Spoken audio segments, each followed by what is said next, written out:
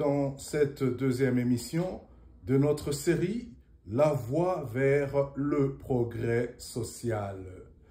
Une émission qui se veut un courant de pensée, une réflexion sur l'évolution du monde contemporain avec ses réalités.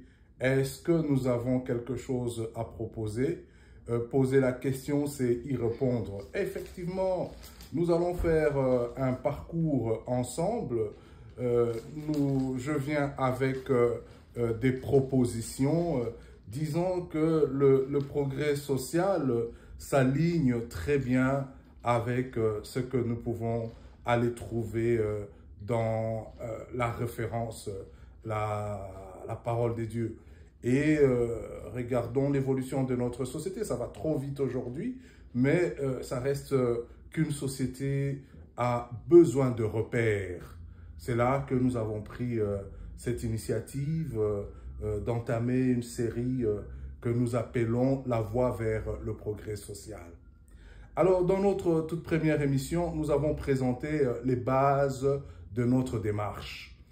Notre démarche consiste en une réflexion enracinée dans la Bible, alignée avec les grands enjeux du développement durable dans le monde contemporain. Donc, la société que nous vivons aujourd'hui, les phénomènes sociaux tangibles qui sont notre quotidien et notre partage de tous les jours. Eh bien, aujourd'hui, nous abordons le point de départ de tout progrès social authentique. D'abord, la reconnaissance de la dignité humaine. Waouh, la reconnaissance de la dignité humaine. Dans un monde qui rejette, qui trie les vies selon leur utilité ou leur origine, nous proclamons une vérité éternelle. Chaque être humain est porteur d'une dignité sacrée parce qu'il a été créé à l'image de Dieu. Eh bien, ce sont des repères que nous ne pouvons pas bypasser, excusez-moi cet anglicisme, mais nous ne pouvons pas faire autrement. Ce sont des repères qui s'imposent d'eux-mêmes et nous sommes engagés dans l'armée de ces derniers temps qui est la révolution chrétienne. J'utiliserai assez souvent cette incise, ce petit mot. Alors, l'image de Dieu, c'est une révolution biblique, la voie vers le progrès social. Nous allons identifier des repères dans la parole de Dieu qui soutient notre proposition ou cette thèse que nous voulons bien partager avec vous. Quand nous lisons dans Genèse 1, les versets 26-27, Dieu dit « Faisons l'homme à notre image, selon notre ressemblance. » Dieu créa l'homme à son image. Il le créa à l'image de Dieu. Il créa l'homme et la femme.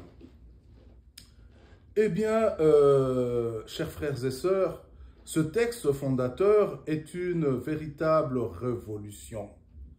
À une époque où les sociétés anciennes diviniser les rois. Oui, l'homme avait besoin, avait transféré dans un homme des pouvoirs divins. L'homme qui avait besoin de visualiser avait donné des pouvoirs absolus au roi. Et dans ces sociétés anciennes, ces sociétés anciennes rabaissaient les esclaves. Il y avait d'une part le roi, d'autre part les serfs, d'une part le seigneur et d'autre part les esclaves qui sont à son service. Et la Bible affirme que tous les êtres humains, hommes et femmes, ont une valeur égale et unique. C'est déjà là, dans la parole de Dieu, dans la Genèse, c'est déjà un paradigme, c'est déjà un changement de concept. La Bible établit que l'homme et femme ont une valeur égale et unique. Pourquoi? Parce qu'ils sont faits à l'image du Créateur. Cette image divine leur donne une dignité inaliénable. Cette image divine leur confère une vocation à gouverner la création avec responsabilité. C'est bien décrit dans tout le chapitre 1 de la Genèse, qui au fond est un beau poème qui décrit l'œuvre de la création, où Dieu donne la responsabilité de prendre en charge tout ce qu'il a, il a mis sur la terre. Et cette image divine donne à l'homme une liberté et une conscience morale. Et dans la dynamique de cette conscience morale, nous voulons vraiment partager avec vous ce courant de pensée qui donne une proposition par rapport au progrès social, mais qui demande aussi en même temps d'aller voir des points positifs dans le passé, comment nous sommes arrivés à certaines facilités, à certaines... Aujourd'hui, la technologie ne cesse de nous impressionner. Mais nous devons quand même marquer un point d'arrêt, aller voir d'où nous venons et là où nous allons. Si nous devons parler de la dignité humaine, c'est quelque chose d'intrinsèque, c'est non conditionnel.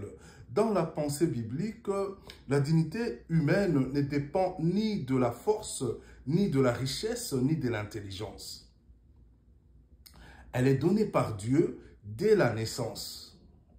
Même avant la naissance, c'est pourquoi le croyant ne peut tolérer le racisme, le sexisme, l'exploitation économique, l'euthanasie ou l'avortement abusif, l'indifférence envers les migrants ou les sans-abri.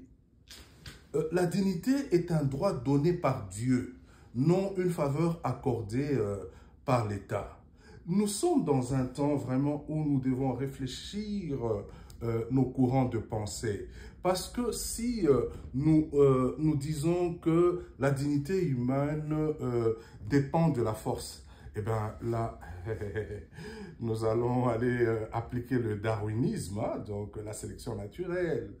Et vous connaissez ces courants anciens qui ont entraîné même la guerre, la première et la deuxième guerre mondiale. Hein.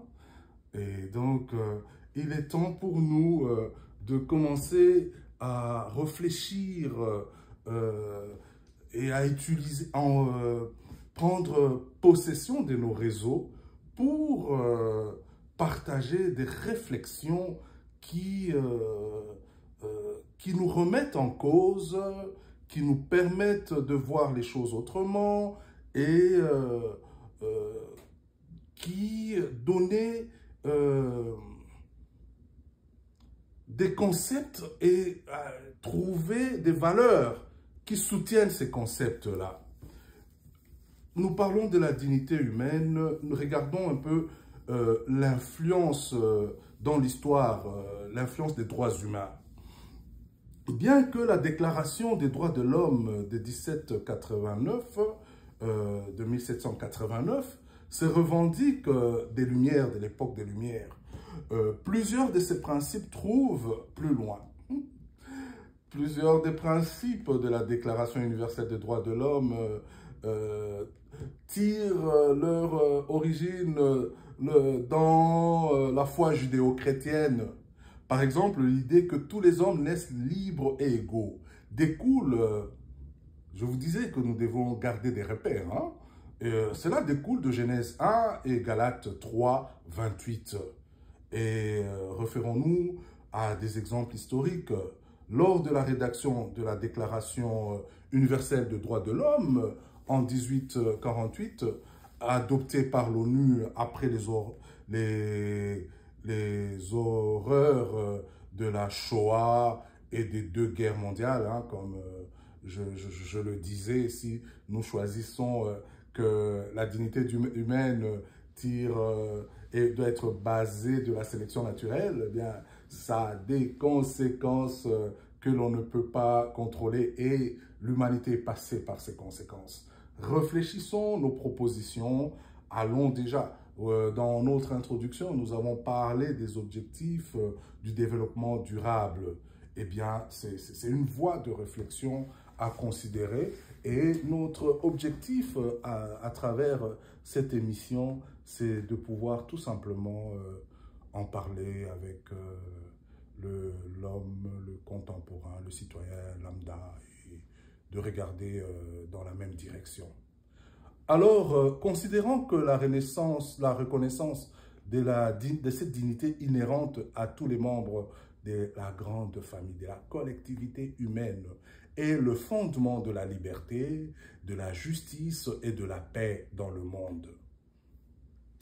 De temps à autre, nous allons citer des auteurs, des philosophes, des spécialistes qui ont pensé cette question. Prenons par exemple René Cassin. René Cassin.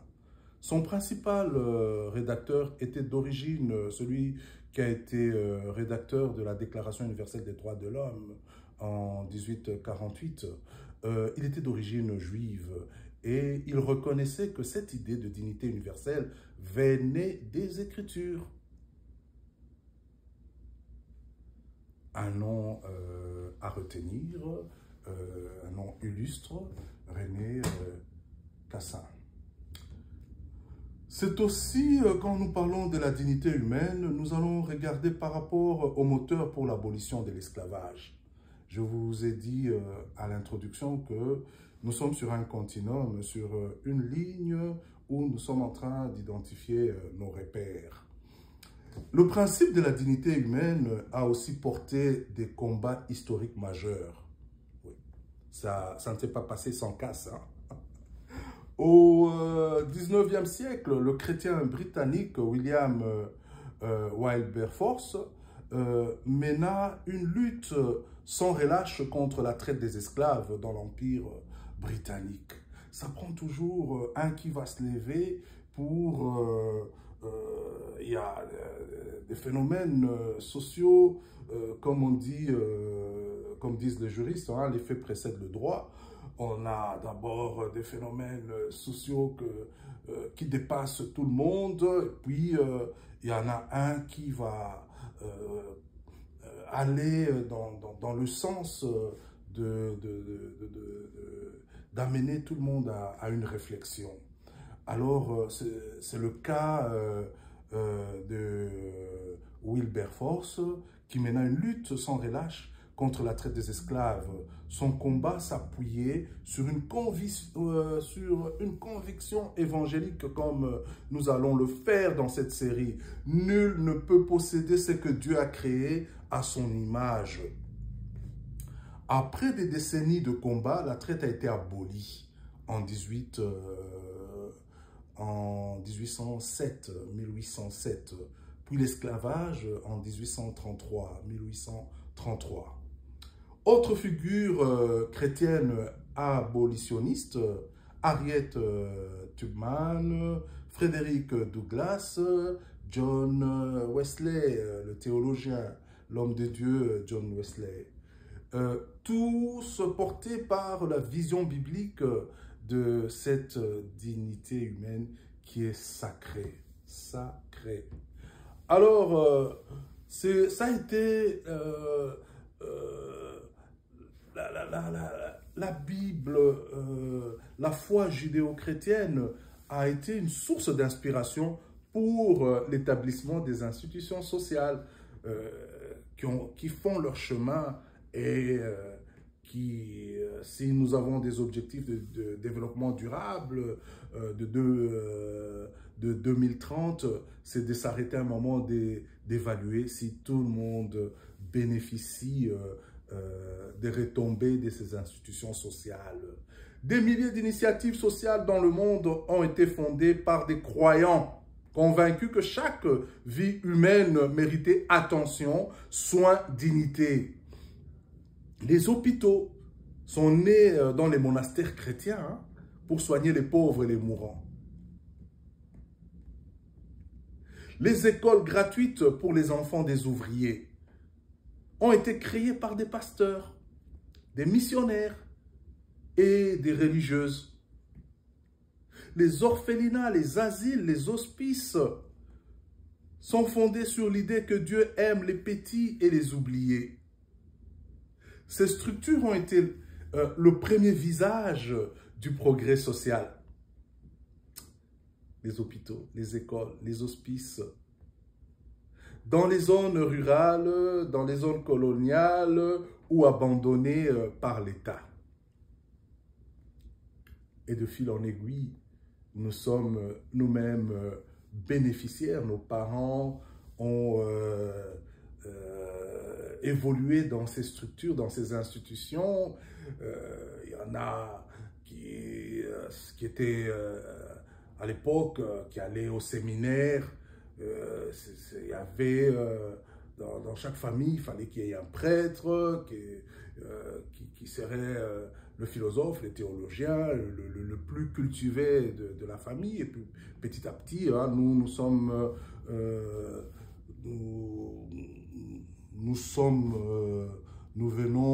issus d'une descendance d'une société coloniale, hein, avec ses réalités. Une dignité à défendre dans le monde actuel. Aujourd'hui encore, des millions de personnes vivent dans des conditions qui nient leur dignité. Et la voie vers le progrès social sera ce carrefour de réflexion pour parler de ces choses-là. Il y a des enfants exploités dans des mines et des ateliers clandestins. Ce n'est pas quelque chose qui devrait nous laisser indifférents. Il y a des femmes victimes de violences ou mariées de force. Il y a des minorités ethniques persécutées. Il y a des populations entières privées d'accès à l'eau, à l'éducation ou à la justice. Et toutes ces questions, pour nous croyants, ne devraient pas, n'est-ce pas, nous laisser indifférents. L'Évangile nous appelle à nous lever et à incarner cette parole de Jésus. Tout ce que vous avez fait à l'un de ces plus petits de mes frères, c'est à moi que vous l'avez fait. C'est une référence qui se trouve dans l'Évangile de Matthieu, chapitre 25, verset 40. Et toujours au sujet de la dignité humaine comme critère du progrès social, il y a un regard de Jésus qui vient pour restaurer l'image brisée. Jésus est venu pour rendre à l'homme sa dignité. En touchant le lépreux, hein, Jésus a touché le lépreux. L'intouchable, Jésus l'a touché. Et nous avons besoin, chers frères et sœurs, de revenir aux fondamentaux. C'est la voie du progrès social est une forme de renaissance. Parlons de ces choses-là. Jésus a défendu la femme adultère. C'est la question de la dignité humaine, elle était bafouée, rejetée de tout le monde, mais Jésus a pris sa défense. En parlant de la Samaritaine, nous connaissons le récit de la femme samaritaine, en restaurant les possédés et les exclus. Alors, le message de la croix est un message de restauration. Dieu nous aime, non à cause de ce que nous faisons, non à cause de notre intelligence, non à cause de telle ou telle différence par rapport aux autres, mais Dieu nous aime à cause de ce que nous sommes. Et cela pourrait nous aider à réfléchir sur nos inégalités sociales et à encourager aussi des changements, à réfléchir notre mentalité, à réfléchir, à devenir des artisans du progrès. Alors, une application concrète, que faire aujourd'hui? Nous devons valoriser chaque personne dans nos paroles et nos gestes. Nous devons refuser, nous devons nous opposer au discours déshumanisant. médias politiques. Nous devons soutenir les œuvres qui défendent les droits humains. Nous devons éduquer nos enfants à respecter la différence. Nous devons intercéder pour les opprimés et leur tendre la main. Alors, chers frères et sœurs, si nous voulons une société plus juste, plus humaine, plus pacifique, nous devons commencer par reconnaître la dignité de chaque personne, sans exception. Cette dignité est sacrée. Elle est établie par Dieu qui nous a créés, n'est-ce pas, à son image, car elle vient de Dieu, cette dignité. Nous devons chérir cette dignité. Dans notre prochaine émission, nous verrons un autre fondement biblique du progrès social, la justice. Une justice non pas punitive, mais restauratrice, enracinée dans le cœur même de Dieu. Tel était le propos de votre serviteur. Une des démarches vers le progrès social, c'est d'abord de cerner la question de la dignité humaine, comme nous prétendons l'avoir fait, en trouvant des repères dans la parole de Dieu, qui est notre lumière, et nous allons postuler ou mentionner que le progrès social est basé vraiment sur la foi judéo-chrétienne, et nous allons suivre sur le continuum comment cela s'est établi pour nous permettre de faire un pas en arrière et voir tous les points positifs qui ont amené du progrès social. C'est une question pour nous de réévaluer notre démarche de la voie vers le progrès social. Si vous avez des questions ou si vous avez des commentaires, n'hésitez surtout pas. Je prends l'initiative avec une telle série d'ouvrir la réflexion. Vous pouvez m'aider aussi à approfondir le sujet avec vos points de vue sur la question, de sorte que nous développons un courant de pensée nécessaire à passer à d'autres étapes au niveau de l'évolution humaine. C'est une ambition, mais essayons de la partager ensemble et d'identifier des repères. Je pense que ce sujet va atteindre plus d'un. De ce fait, cela étant dit, je vous remercie pour toute votre attention, du temps que vous avez pu nous consacrer sur les réseaux sociaux à suivre ce propos. C'était la voie vers le progrès social, la série animée par votre humble serviteur, Maître ou Cyril Samuel Mounika. Bye bye. Merci.